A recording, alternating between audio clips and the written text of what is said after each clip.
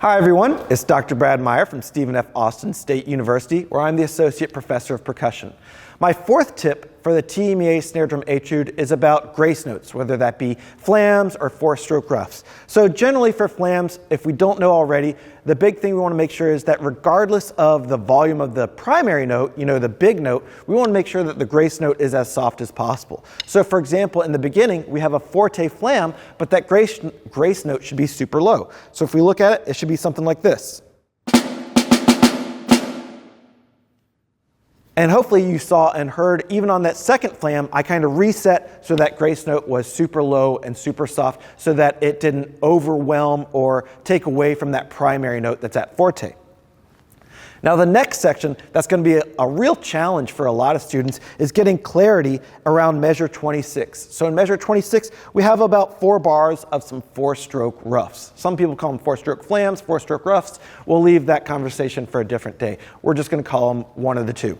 And so with this, the first thing is to make sure that you pick a good sticking. So for me, I find that right, left, left, right is the sticking that works best for me, especially in these really fast back-to-back 4-stroke ruffs. Now, if you want, you can try a different sticking, whether it's the opposite, going off the left hand, left, right, right, left, or you can do an alternating sticking, which would be something like left, right, or right, left, left.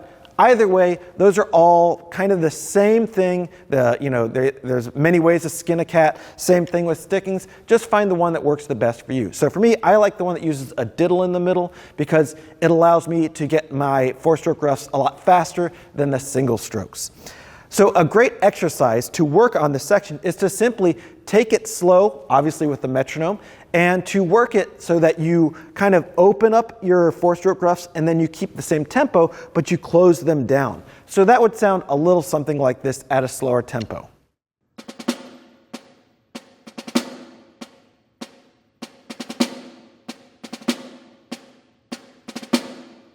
Now I can close it down a little bit more.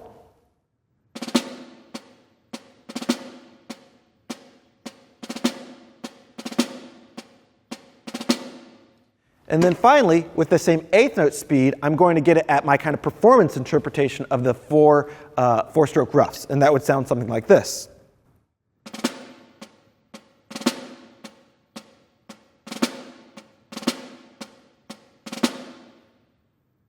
Then at tempo, by working that ruff variation from open to close or kind of slow to fast, we can then up the actual 1/8 note tempo and get it to where we will in the actual piece. And it should sound something like this.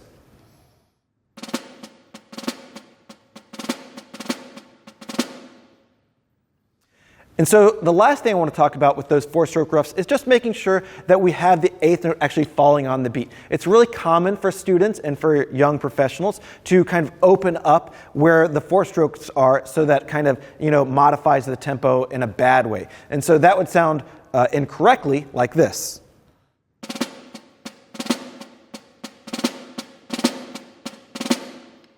Now, as you can tell, you couldn't keep a straight 1/8 note to that. So we want to make sure that whatever we're doing with those 4-stroke ruffs, that we're making sure that last note, the primary note, lands where it should, which is on the pulse.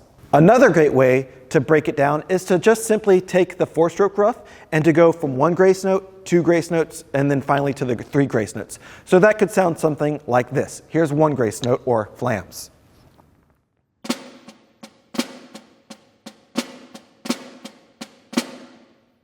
Now here's the 2 grace note version.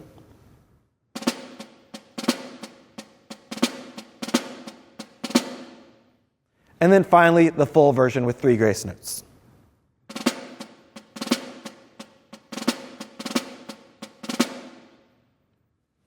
By doing 1 or 2 of these different approaches, or even your own approach, you can make this section a really successful, clear section that the audience or the judge can really make sure that you're giving it its clarity that it needs while still keeping the time of the actual solo. I hope that helps. Have a great day and act some jacks.